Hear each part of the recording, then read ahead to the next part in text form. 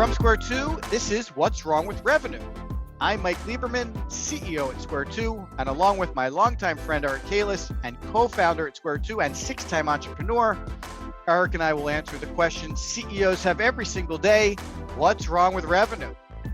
You can be part of the livecast show where we'll answer your questions every Wednesday at 4 p.m. Eastern, or catch the show on demand on YouTube and on all your favorite podcast networks. Also, check out all our audio and video content on Square 2 Plus at the square2marketing.com website. Enjoy the show.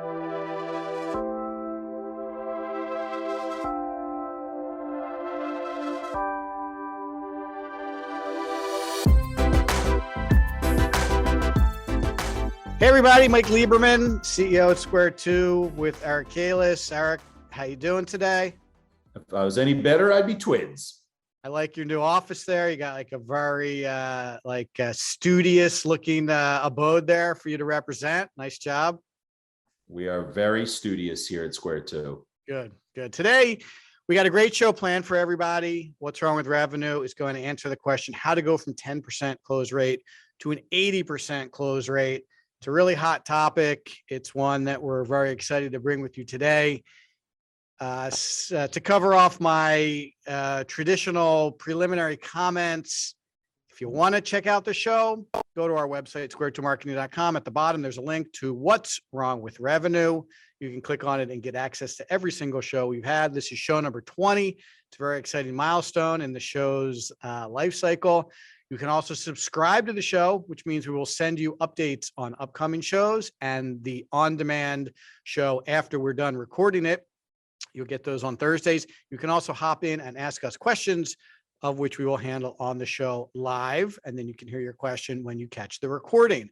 You can also check out our show on YouTube. Please subscribe to it, like it, and give us comments. I've answered a couple of comments recently, and I appreciate that. Thank you very much. And you can also check out our show on all of your favorite podcast platforms: Podbean, Stitcher, Apple, iTunes, and there's probably a couple others in there as well. So if you're into podcasts instead of video shows, you know how to get in touch with us. Today, we have a really exciting topic. Like I said, how to go from a 10% close rate to an 80% close rate. And if you're looking to improve revenue, which obviously, why would you be listening to this if revenue isn't an issue for you? You might actually do it fastest by looking at your sales process, checking out that close rate on submitted proposals, and really trying to improve that. You might not know this or not, but even if you have a 10% close rate, if you can double that to 20%, you'll double your revenue. And it's pretty fantastic that a small move like that can actually double revenue, but it's true. If you took that to 40%, well, obviously you'd be killing it.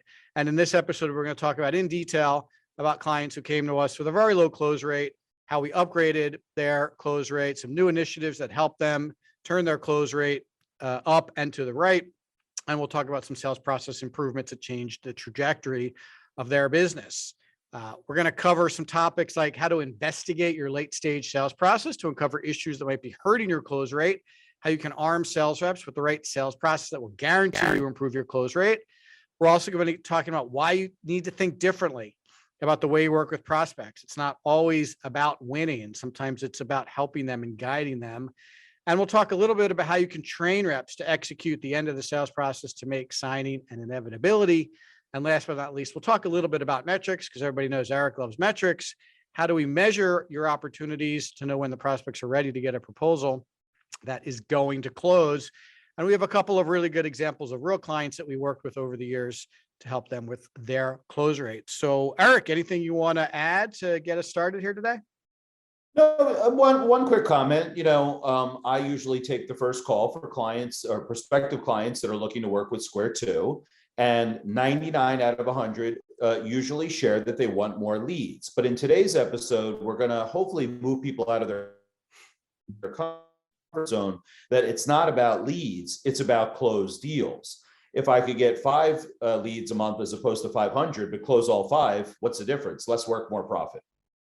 Great point. And that's really what we're going to be talking about today. You don't always need more leads. Sometimes you need to be better with the leads that you have.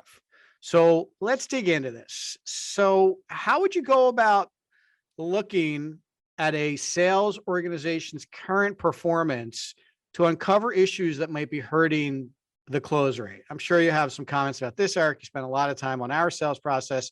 How do you go about investigating what's going on late stage sales process? Sure. So I think that companies, for the most part, don't do a great job of tracking. So the first step is let's get a little data. Let's break the end of journey into a couple of steps, right? One is how many leads are we getting from the marketing efforts? That's a big number that we have to look at. We'll call that SQ. And then how many of those SQLs, as we engage with them in the sales process, actually turn into viable sales opportunities? That's the second metric that we should look at. And then how many of those sales opportunities got down to the proposal stage? Because there could be some talking about it and people stall or they postpone their purchase, but how many actually said, yeah, send me an agreement? And then from there, what's the close rate? So, and the close rate, once again, being of every 10 people you send proposals to, how many end up signing with you? And that could be anywhere from 5% to 100%, right?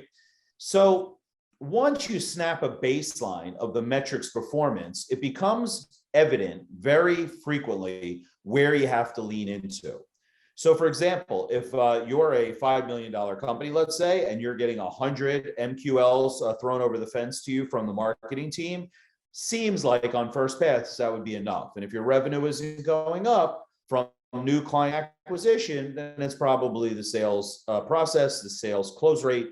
If you're not getting enough leads and your close rate is high, well, then we have to look at what do we have to do to generate more quote unquote at bats, right? So there's different levers there that you can look at in order to drive that close rate. So in summary, start with the metrics. Now, one challenge will be is that salespeople only care about closing the deals. They're not looking for paperwork, annotations in the CRM, reports. They're just working on the deal in front of them for the most part. So there's going to take some conversation with them about why you need to track these things, why they need to use that CRM obsessively, why you need the data that comes from that to help them close more deals and make more money. So I think that the last part of that is, even though we need the metrics, we need the buy-in to make sure they're putting in clean data or accurate data so that we can get the true picture of what perspective. All right, great. So we have good data and everyone's on board and we realize we have a 10% close rate. How do we go about uncovering what might be causing that 10% close rate? Okay, so after you've determined that you have the data and it points to the fact that the close rate is too low to be acceptable, now we have to do a little strategic work. And what I mean by that is, in a very simple terms, standing in the shoes of the prospective client and viewing their experience through their eyes. So what do I mean by that? Do you ever go into a retail store and nobody greets you and the signage isn't very clear and it's not kind of organized correctly, and you're just like, you know what, this isn't for me, and you walk out? That's viewing a retail store through the prospect's eyes, right? Now, if we put together a fabulous display and people were very friendly and greeting them and making them feel welcome and warm and asking probing questions about what are you looking for today that I can help you with, in just those simple changes to the retail store experience, now we're going to generate more revenue. Without a doubt, nobody's walking out. I will never forget the one time that my wife and I were looking for a sofa bed when we were in our first apartment because there was no place for guests to stay. We went to beep convertibles. We won't say the name. I walked into the showroom and my wife and I were expecting a salesperson to help us figure out which sofa bed is from us. And there was two people chatting in the back room, didn't even lift a finger to come up and greet us. They kept talking. And I kept saying to my wife, well, I'm sure someone's going to come greet us soon to help us. And when nobody came, I actually took out my wallet and started waving it. Hopefully they would get the picture that we're there to buy. They just continued their conversation and we walked out. And I always think about that if they just would have said, okay, plan. As soon as someone comes up, we have 3 seconds to go from the back of the showroom to the front of the showroom. We greet them in the following sayings. We have these prepared as today's specials that we can offer them, and we'll then continue to guide them through the sales process. Just with that little understanding of how poor the experience was, they could have made some easy changes that don't cost anything, but that could have increased their close rate. So when you're looking at it from a B2B, complex sale, long sales cycle, high ticket average kind of sale, You have to stand in the shoes of the prospects and say, well, what emails are they getting? What meetings are we having? What supporting documentation is coming? What are the touch points in between the meetings that we can look at to make the whole experience remarkable and subsequently be better than the competition, so you win more than your fair share of deals. Standing in the shoes of the prospect is something so few people do, but if they did, some might be horrified to see what's going on in their own company through the eyes of the prospect. That's the second step after you establish the metrics, Mike. Okay, so in doing so, we find that our clients have a lot of questions when they get a proposal, right? We also find that the contract is very legal, and that is making them uncomfortable.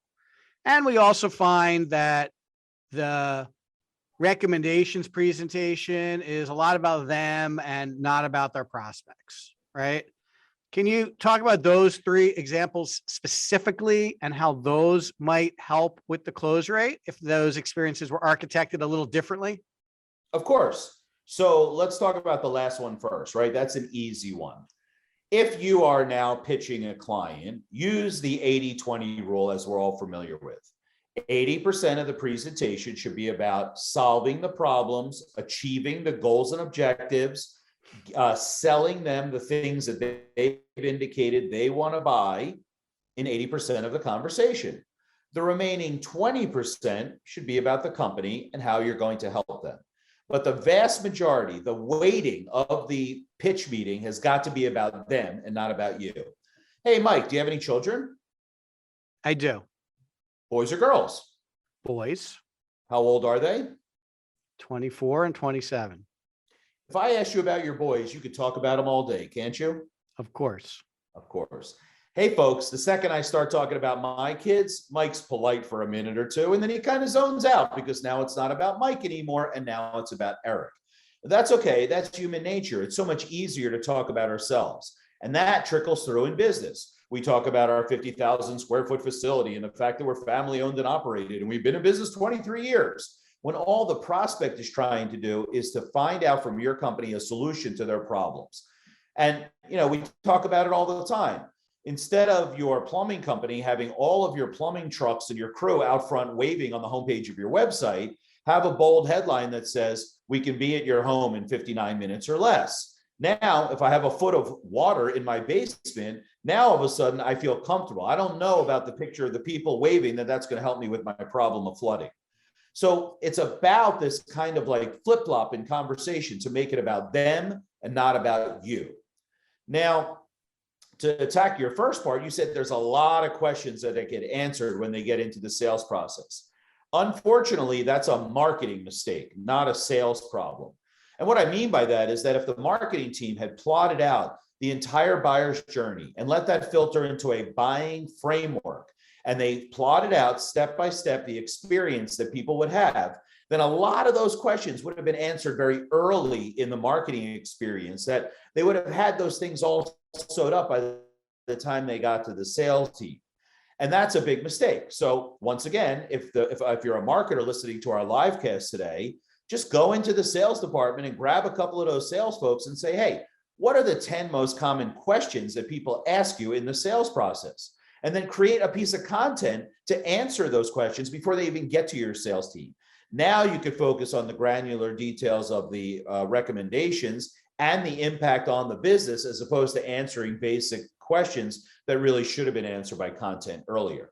This also goes back to our pitch deck, right? If the pitch deck is 80% about them, then you're reflecting back their goals and objectives. You're showing them the recommendations based on those goals and objectives. You're showing them a project plan on how you're going to execute based on what they told you is going on in their organization. It's all about them.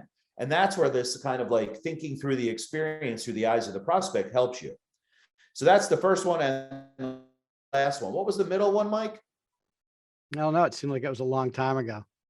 Yeah, it was a lot of questions asked. The legal contract. Oh, that's ridiculously easy, right? So we had that problem, and I know why you're bringing it up. We went to our corporate attorney. We said, we need an airtight contract. Please make us one. And then he returned 83 pages of 8-point type on a legal contract, which slowed everybody down because now someone's got to review that. So after a couple of years of suffering through this back and forth and having legal and red lines and all that BS, we went back to our same attorney and said, we want to rewrite the contract in layman's terms. We want to put it with our voice and tone, the square two, casual but informed neighbor kind of voice and tone that we like. And now our contracts, or they're not even contracts, they're agreements, are 3 pages with an attached statement of work. And even those 3 pages are written in a way that is very conversational. Will we get burned one time because we didn't have a 23-page airtight ironclad contract? Yes. But for the one time in 5 years that's going to bite us in the butt, I would recommend having all those other clients quickly read over your agreement, sign their name, and move forward to the next step. That's really good advice. I'm going to tack on to that. And we've talked about this before, but if you're looking at your sales process correctly, then you've mapped out all of the touch points where reps and prospects are coming together, right? The emails that they're sending, the meetings that they're having, the documents that they're forwarding, the follow-up associated with it. And if we're really going to hone in on this close rate question, then you have to look at the touch points that are coming in and around someone's about to say yes to you. And we've talked about this before too, this concept of friction. And if there's friction associated with the experience, it's going to impact your close rate. So for instance, if you're working on a set of recommendations for a client and you're working on it on your own without your client or your customer's involvement, and you send that over to them and ask them to review it prior to you having a chance to talk to them about it, there's a pretty good chance that they're going to have some questions. Why wouldn't they, right? They're reviewing your recommendations for the first time. They may be purchasing something that they've never purchased before. And those questions are going to cause them to be anxious. If you remember very back in the very beginning, when we started talking about sales process and sales process improvements, there's this concept of trying to help your prospects feel safe. When they feel safe, they buy. I believe that the company that makes them feel the safest is the one that generally gets the deal. So if they're going to be anxious because they're reviewing your recommendations, they don't understand everything that's in there, well, there's an opportunity for them to not feel safe. An example of a small change that might help prevent them from feeling anxious and improve your close rate is to review that information with them before they get a chance to review it themselves. It could be a short conversation prior to the big presentation. I'm not suggesting you don't do the big presentation, but perhaps you send it to your champion or you send it to the decision maker and you review it with them real quickly just so that they can ask any questions they have and you could answer those questions. And then you still show up and do the big presentation for a broader group of people if that's part of your sales process. And you make the presentation more about them and not about you. As Eric said, you've taken one of the touch points and refined it very strategically to better align with the kind of experience that you want them to have. I think that's an example of how you can look at your late stage sales process and find areas that might be potentially hurting you. Maybe you're sending more people to that big presentation than they're bringing. Sometimes when a lot of people show up at the room and it's just 1 or 2 of them and there's 6 of you, they might feel a little intimidated. They might feel a little overwhelmed. They might feel like you're, trying to dazzle them with the amount of people that you're bringing to the meeting. Like, again, I don't know. Every business is a little different, but it might be something to consider. Perhaps you decide to just match the number of people that are going to be coming from their point. So you have a fair amount of people that are going to be talking about this particular recommendation that you have for them. Those little experiences are really important, and they might go a long way to helping you improve the close rate, in addition to some of the stuff that Eric said to you. The big takeaway, I think, is looking at all of those touch points and making sure that, and again, as Eric said, from the prospect's perspective, how does this make me feel? How is this influencing my decision? The proposal itself might not be doing you any favors. So I have a theory that after the big recommendations meeting is over, they've remembered half of what you said at that meeting. And it's okay, half of what the other competitors said at that meeting too. And when they're sitting down and trying to make a decision, what are they leaning on? They're leaning at your proposal. They've lined up all the proposals in front of them. They're going to now go through them, and they're going to try to remember what you said when you presented those proposals. So the simplest proposal might win. The most straightforward proposal might win. In your business, the fattest proposal might win. I don't know, but you have to look and make sure that the documents that you're providing them are easy for them to understand, answer the questions that they're going to have. Again, they don't want to necessarily come back to you and be like, oh, Eric, I forgot to ask you questions. That might be a little embarrassing. It might look like they weren't listening. So they're going to, work their way through that with the documentation you provided them. If your proposal is not written properly, if it doesn't look great, if it doesn't represent your company's quality standards, like I said, if it doesn't answer all their questions, if the other proposals include fancy videos or other kinds of gimmicks, you got to know that. And you have to go into it with a proposal that is going to make them the most comfortable, whatever that means for your particular industry, your particular products or services. I think it's those elements that need a really close investigation if we're talking about improving close rate. Anything you want to add to that, Eric? No, I think that was well said. Good. Okay. So let's shift gears a little bit and talk about an example. So I pulled a couple examples. One of them is from a client that we worked with a very long time ago, and I'll explain to you what they do and what they did to help their close rate. And the other example is a much more current client that we worked with, I believe, last year and still are working with today. And I'll let Eric handle that example because he literally helped them with their sales process. So he's the best guy to answer that particular, talk to that particular case study. The first client is called Verilog. Well, Verilog does something really interesting.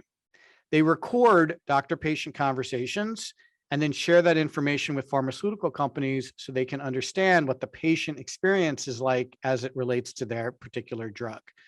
And they do it all anonymously and random, so there's no HIPAA information being shared. And the database of conversations is easily searchable based on keywords and things that a pharma product manager would be interested in. And what they were able to do was show their pharma marketing prospects exactly how powerful their program was by letting them sample bits and pieces of these conversations so that they would be completely comfortable with the information that they were going to be getting. And again, anonymized and randomized, so no specific patient information was getting shared with these people as part of the sales process. But it was a really strategic decision to basically unlock some of this proprietary information, package it up in a way that it was in line with regulations to share it with their prospects and give them that sampling opportunity. They also decided to run smaller pilots. So instead of requiring these product managers to buy large samples of data, they allowed them to buy small samples of data. So these were two concerns that were uncovered in the sales process, concerns that were contributing to their close rate. And by understanding the feedback from their prospects, they were able to, prospects were saying, well, how do I know the quality of this information? How do I know I'm going to be able to use this to make decisions around my product? No problem. Let us provide you a couple of samples of real conversations from real doctors about your product so that you can hear what they're talking about and what you can do with these samples. And, no worries. I understand buying all this data is expensive. Let's run a small pilot so you can get started with the data and see if a small collection of data points can help you improve the way the doctors understand the product or the way the doctors are presenting the product to customers, to patients. Again, two important issues that were uncovered by understanding the sales process, some adjustments that were made to the way the sales reps worked with their prospects, and it drove multi-million-dollar contracts. Now, these are very big contracts with very large pharma companies, so they could afford to be a little more supportive in the sales process and share a little bit of this information because at stake were very large contracts. And again, this unlocked a huge amount of opportunity. They were able to drive their close rate, which wasn't 10, it was more like 30% up into the 40, 50%. And again, for these guys, it was significant. So again, understanding prospects, understanding their concerns and changing sales process to meet those prospects' concerns worked to improve their close rate. Eric, you want to talk a little bit about Teal and Team? Sure. About their podcast series? Sure. And what you did to help them with their close rate. Yeah.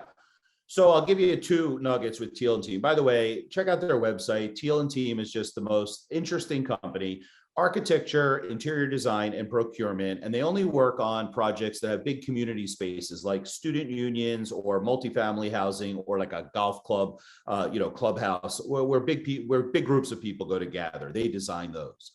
So the first thing is they had no sales process. And they came to us and they said, yeah, I guess when someone reaches out to us, we kind of figure it out on a one-off basis. Well, you can't scale a company, number one, that way. But number two is you can't have a high close rate, the topic of today's conversation, unless you have a remarkable sales experience. So we really sat down and developed a basic framework for them to take prospects from the first time they reached out to the company all the way through a new project.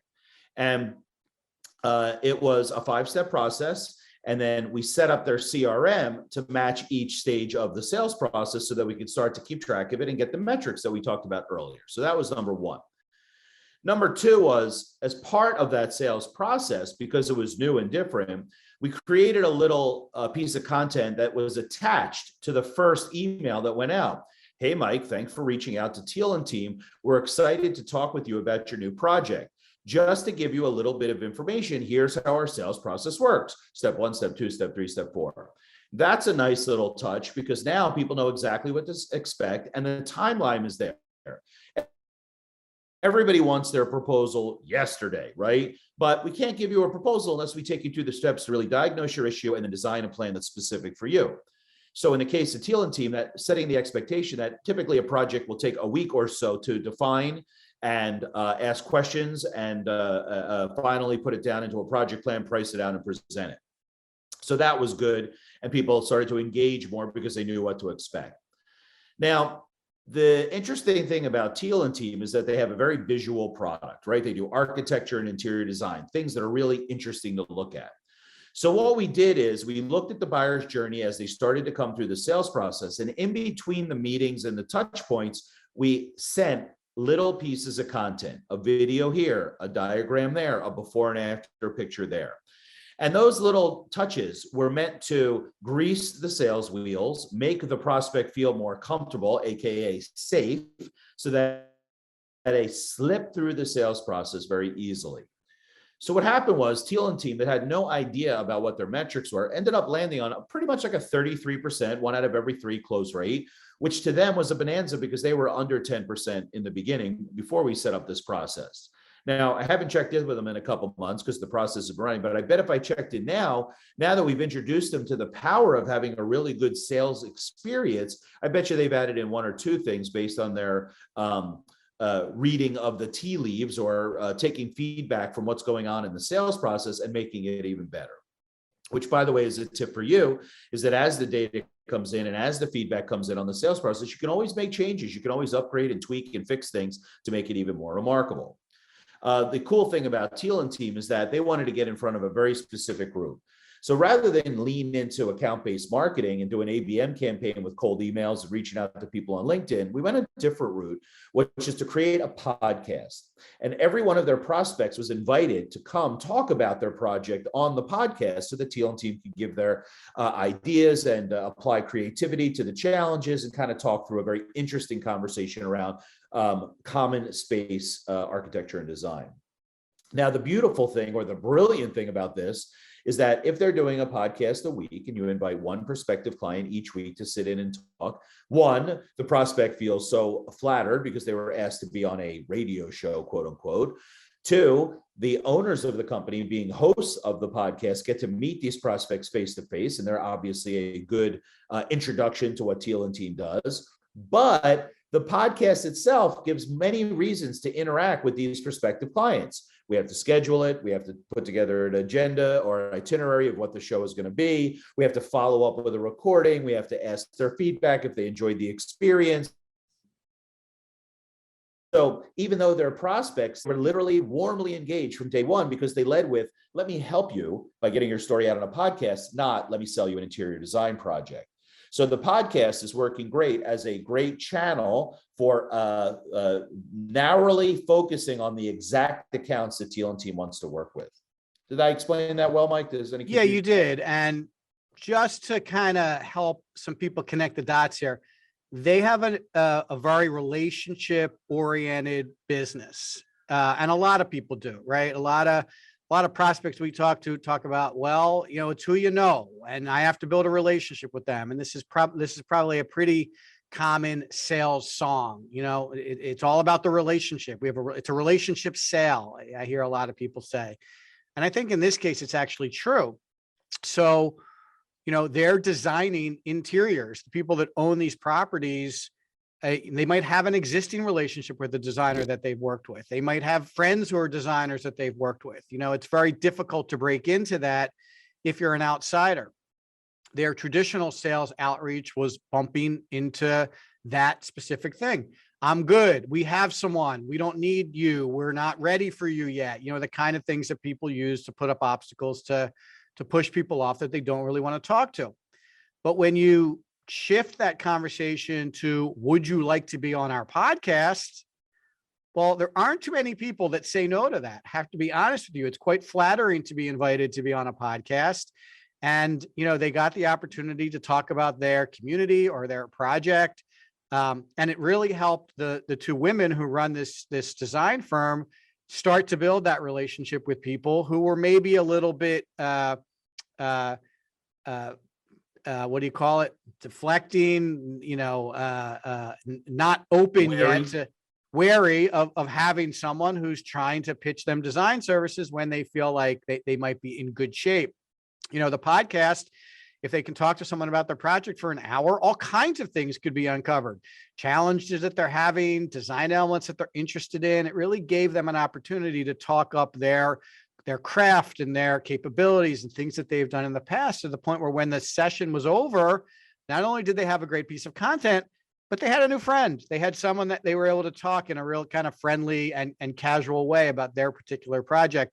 And it worked beautifully. Last time I talked to them, they were converting every single one of their podcast guests into at least an opportunity to continue the conversation and present services to them and get to know them a little bit better. I'm not saying they were going to close the project, and some of these projects have very long runways. They may not actually be ready for them for 6 months or longer, but it really got them introduced to a bunch of new people that they would not have been introduced before. And the fact that they were able to establish a personal relationship and make those people feel safe on the podcast did wonders for their close rate, in addition to the advice and the assistance that Eric gave them as well. So again, it was a slightly different perspective on how to form a relationship with a prospect in the sales process that worked really nicely for them.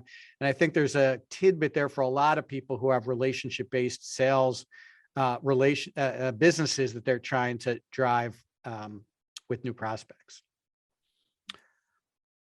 Good, Eric. Let's shift gears and do some questions. So I did get a bunch of questions for today's show. This is from Barry in Chicago. This was a pretty hot topic. I'll let the questions keep it on this one. Yeah, this is Barry from Chicago. So I'll let you handle this. What are some practical steps we could install for helping the reps slow down the push to sign? And he put those in parentheses. So I'm assuming that's like the hard sell, so that they can earn the prospect's trust first. So how do you go about earning the prospect's trust instead of trying to push them to sign? Yeah. So one thing that I think is important is setting the upfront contract. That's not our concept. That's from Sandler Sales Training or Sandler Sales Institute. I forget, but everybody knows Sandler. It's been around forever. And what they like to do is set what's called an upfront contract, right? Hey, thanks so much for the opportunity. Let's set a couple of ground rules before we dive into it. If at any time during this, either party decides that it's not a good fit, it's okay to raise your hand and opt out. In that one instance, you're establishing trust because people feel the opportunity to be open a little bit more, because the salesperson put them at ease. So we're going to have a conversation. We're going to talk about things. And if it's not a fit, it's okay. I'm not going to try to sell you anything. We're going to work to, and if you're listening, please write down, co-create the final solution. So what happens is when people feel uncomfortable in the sales process, because of the hard sell, it's not because of the hard sell. It's because that the salesperson didn't take them through a journey that makes it obvious that they're supposed to sign. And this is a big problem because, the intense follow-up by a salesperson who they can't get a signature, they don't realize that it's not for lack of follow-up. It's because they didn't do a good job of co-creating the solution so that the deal closes itself. So let's give an example here. If I said to you, Mike, I'm very, very disappointed that I don't get enough leads through my website. And then I immediately push a proposal in front of you that says, more leads from your website, guaranteed. Without giving you the background, the details, the how, the why of how we're going to do that, would you sign that agreement? Probably not. Of course. And if I followed up in an hour and said, when was the agreement coming back? And then the next morning, why haven't you sent the agreement back? And then some BS about it's the end of the month and I got to hit my quota, please send back your agreement. Now I'm actually trying to have the salesperson miss their quota because they're so annoying. But yet, so many times in the Square 2 process, and don't get us wrong, right? It's an evolving thing that now we're feeling great about, but 5 years ago, we probably wouldn't have the same feelings. We really worked hard to make that co-creation a thing that came alive in our sales process. Lots of questions, going deep, slowing down and finding out more information if it's going to be a critical part of the recommendation, getting the stakeholders to the table who make the decisions. All of these things make it for a very rich, collaborative conversation and not one person trying to sell something to the other person. Very simple example. I didn't think that one of the deals we pitched last week was going to come through, but there's always a hope until they say no, right? If someone doesn't say no, we just keep going. So when I reached out today and I said, it's going to take us a week to figure it out and do our strategic planning, today, which is Wednesday, I sent him an email that says, hey, maybe we could chat next week. I could answer any questions, address concerns you might have, and we could talk about next steps together. In 5 minutes, the buyer emailed back, we don't have any questions. Please send an agreement. Thanks. We're excited to get started. Now, while I was pleased that we got that deal, upon reflection, it was because I guess we did everything we were supposed to do in the sales process, that when we asked for the signature, it came. And this is a problem because the hard work is not follow-up, sign the agreement, sign the agreement. The hard work is in doing the prep leading up to you sign this agreement. Also, I don't send agreements now unless someone specifically asks me to send them an agreement. I don't say, here's an agreement, you can review it and sign it if you like. I just say, are you ready for an agreement yet? Or maybe you still have questions or any concerns, or you're worried about something. Let's get it all out on the table. And then if there's any tweaks to what we agreed to, we can memorialize it in a simple agreement. There's a big difference in what I just said with, I'm going to shoot you over an agreement and sign it and then follow up 18 times in 3 hours. And I think that, Mike, is where a lot of salespeople are just missing the boat. It's not about getting the signature. It's about getting a long-term strategic partner to join your company. Yeah, I think there's a lot of good ideas in there. A couple that I could expound on. First of all, if you want to improve your close rate, stop sending proposals and contracts until the prospect is ready for them and has asked for them. I think a lot of salespeople view the end of the journey as the submission of the proposal, not getting the final deal done. And what I mean by that is prospects reach out to you. Hey, I'm interested in your service. Oh, no problem. Let me get your proposal. Well, wait a minute. You haven't asked me anything about my business yet. How do you know what to include in the oh, no, I got it. And you're basically sending kind of a standard proposal out to, everybody. That's really the opposite of what you want to be doing.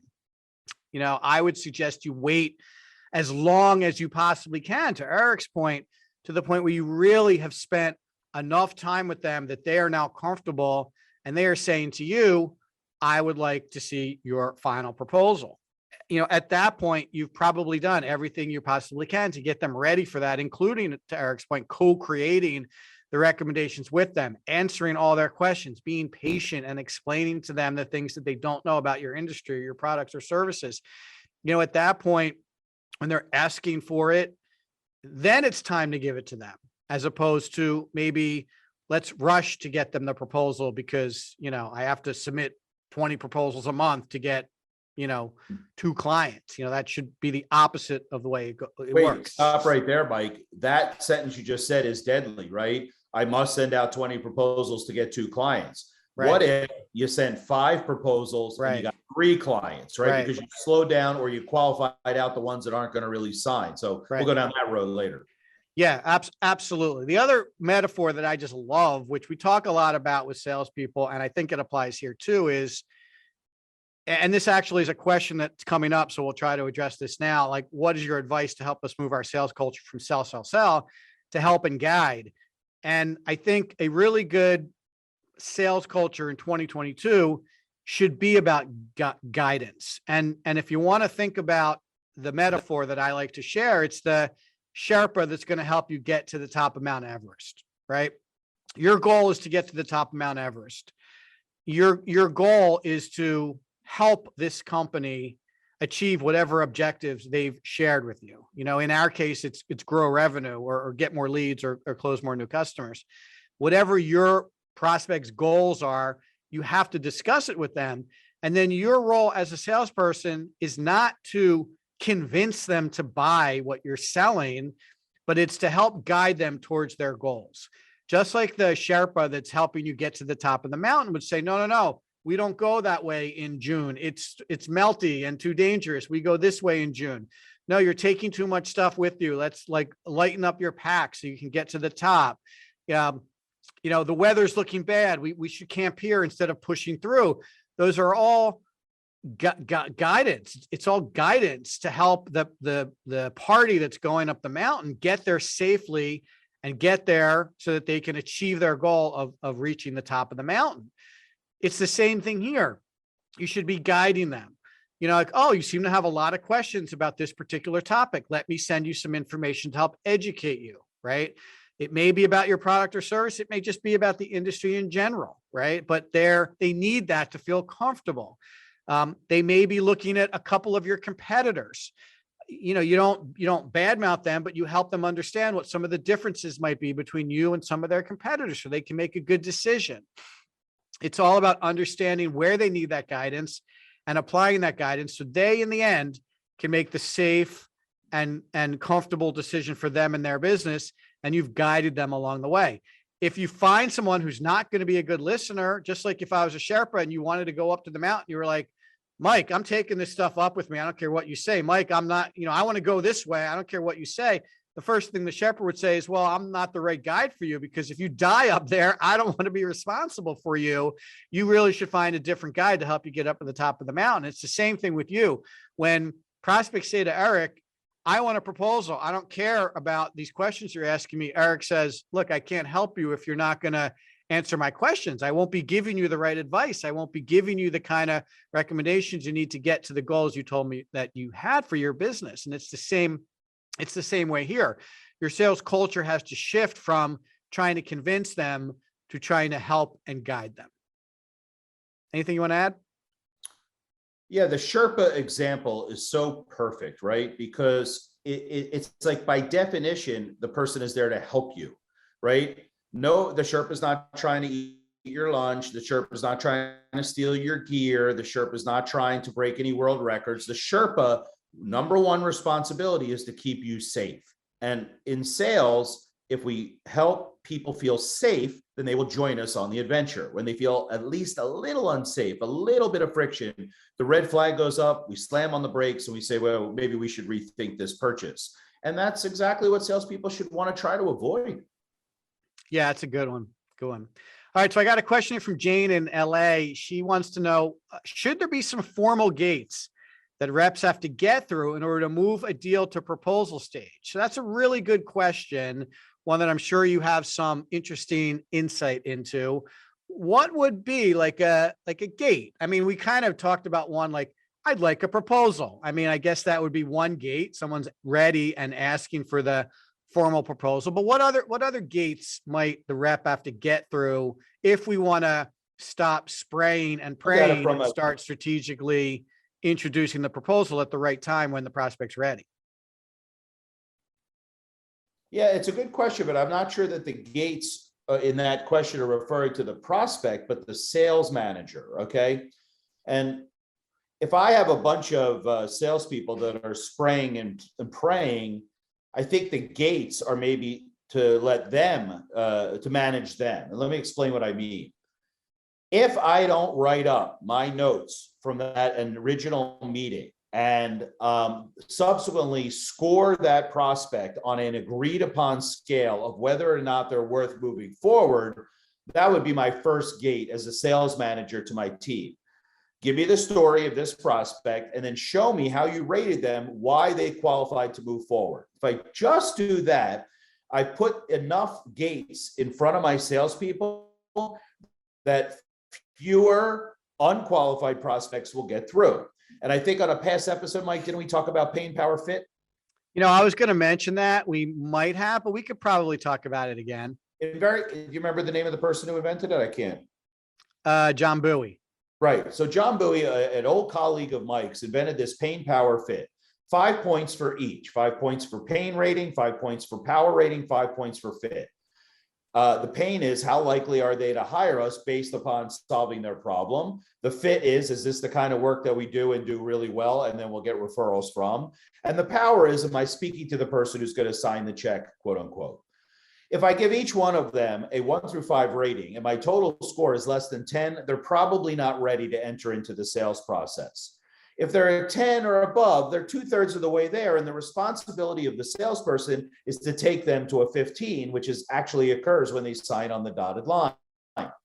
So if I said, please rate them based on this, let's say, relatively subjective scale, salespeople will start to weed out the 7s and the 5s and the 8.5s in favor of finding the 11s and 12s that'll have a much easier time closing.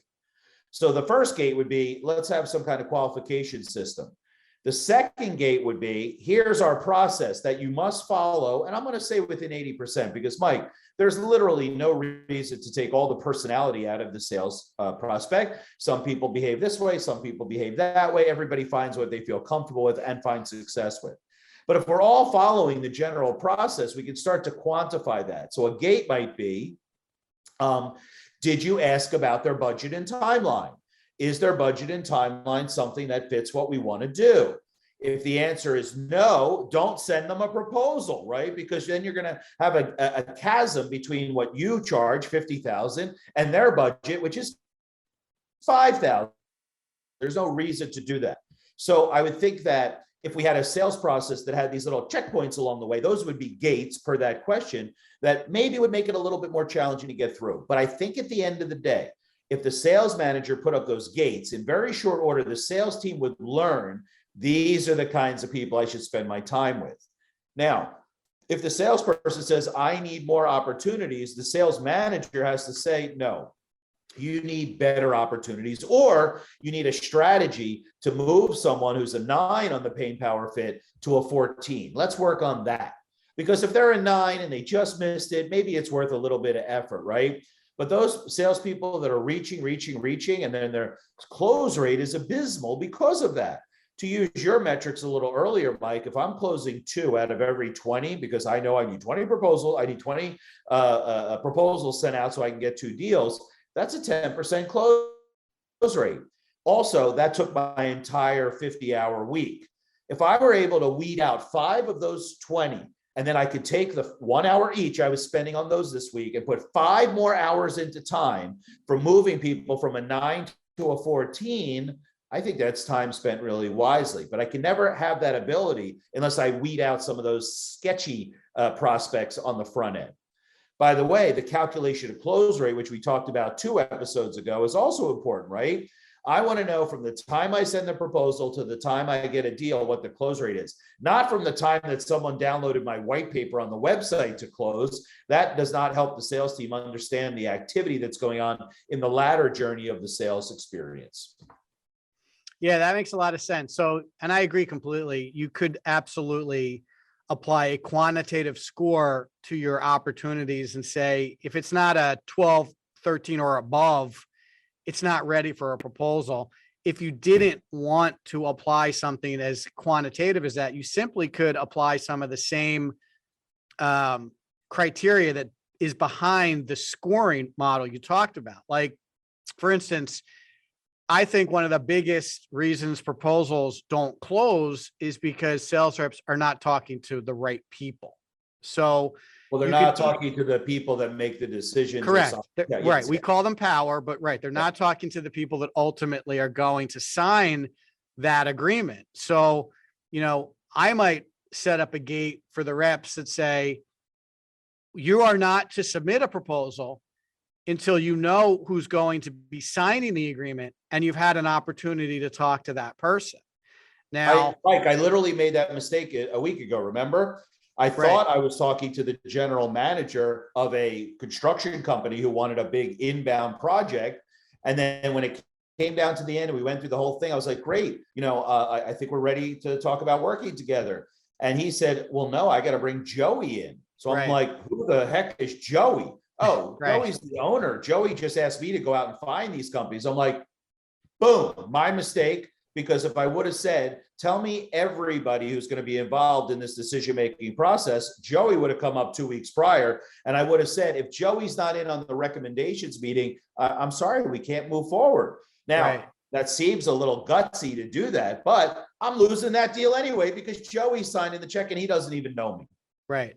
Yeah, it's a really good example. And there's lots of ways to kind of ferret that out, because unfortunately, people don't always want to share like the true nature of their decision-making process. So when you say, well, who's making this decision? They might say, I am. And they're honest in their response to you. They think they are going to be making the recommendation to their boss, and that is they are making the decision. But in reality, they're not making the decision. So we have a couple tricks that we use, right? Like, oh, who's actually going to be signing the agreement? Oh, that would be the CEO. Oh, okay. Well, I guess we really need to talk to the CEO. How do you guys make decisions about what agencies to hire? Oh, well, we typically vet them all. I make a recommendation, but then I have to present it to the board. Like we hear that sometimes too, right? Well, that really means the board makes the decision, because when you take that recommendation to the board, someone on the board is going to know someone, have an existing relationship, and they're going to say, well, have you talked to this company? Let me introduce you to them. Go get 2 more examples of similar services. So you have to ask the right questions. This is where Pain Power Fit comes in, but it's a real skill for sales reps to ask the right questions at the right time. And Eric, you said ballsy, but it just takes, I think, some perseverance to continue to question things that don't appear to be, completely vetted out when you're getting answers from people, right? Like, oh, well, I have to talk to a couple other people. Oh, well, who are the people? And how are they how do you guys typically make decisions like this? When are you going to make the decision? When I'm in calls with you, sometimes I ask, well, can you help us understand how big a priority this is for your company? Like, is it an A priority or a B priority or a C priority? If they say it's a C priority, I'm saying, well, call me back when it's an A priority, because if it's not at the top of your list, then you're not going to be responding to our proposal expeditiously. This isn't something that you really have acute pain on today. And I would love to help you make a good decision, but let me know now if this is something that you're looking at to do 6 months from now, as opposed to in the next 6 days. Cause it seemed like initially this was something that you wanted to do very quickly. So all of those could be examples of gates that the reps have to be clear on in order to submit the proposal. There has to be acute pain. This has to be their top priority. You have to be talking to the people that are going to sign the contract or can say yes without needing additional approvals.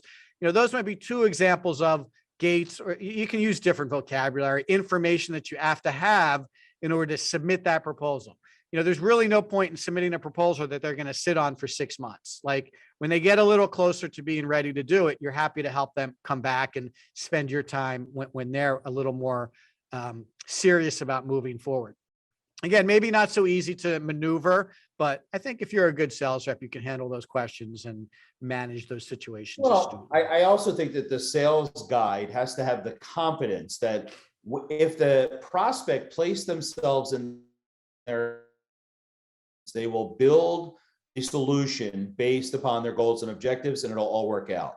I think a lot of times salespeople don't have that personal confidence, and they just said, I'm going to sign it, throw it over the fence to operations and hope.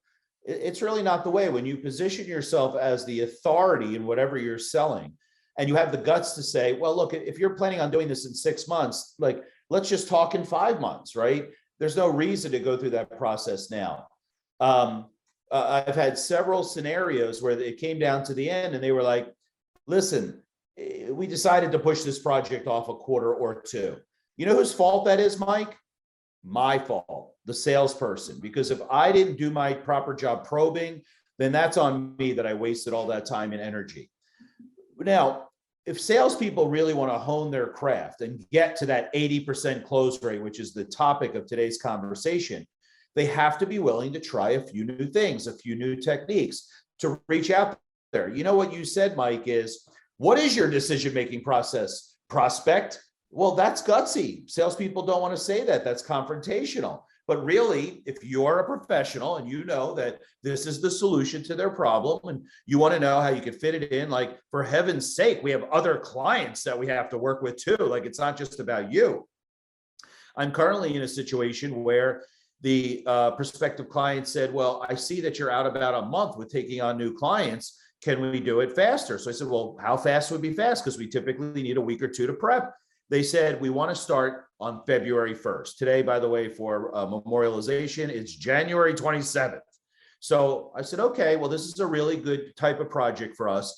Let me go to my director of client services and see if we can move some things around and give them what they want. And you know what? She's a wonderful, wonderful leader. She asked a few people to move things aside so we could work it out. I then emailed them back in an hour. Hey, we moved everything around for you. The only thing I need in consideration is you got to sign the agreement by tomorrow so that we can start to plan for a Tuesday meeting. It's now Wednesday, for heaven's sakes. Crickets. Didn't even get back to me. Whose fault is that, Mike? Mine. Yours. I should have said, we don't rush things. We're strategic partners. This is how we work. I'm sorry if it's not a good fit. Maybe I could refer you to another firm. But I reached a little bit, right? And I went outside the guardrails of our process a little bit. And then I wasted Kristen's time, and I used capital on my team members that moved things around that were irritated because things were running smoothly and they had to upset the apple cart. All of that is the salesperson's fault, AKA Eric.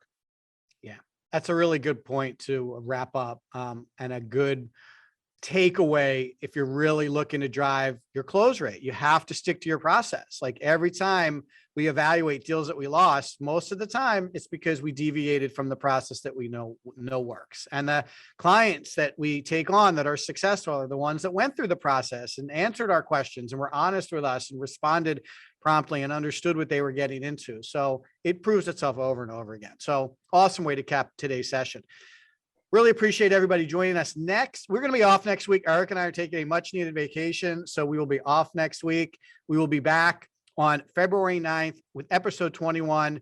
What's wrong with revenue? Companies still consider marketing and sales two separate departments. And as we constantly try to reflect the desire of our audiences, we're going to have a guest. Our guest is Joel Caparella. He's the VP of Revenue Marketing at Workiva. He has extensive sales and marketing experience in bringing sales and marketing teams together to drive revenue.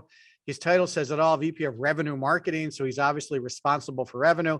Joel will be on the show with Eric and me, and we'll talk to him about his view of the world and how he gets his team focused and driving towards making sure that their company hits their revenue numbers. So thanks everybody for joining us. Check out the show on YouTube. It'll be posted tomorrow. Check out the show on our website.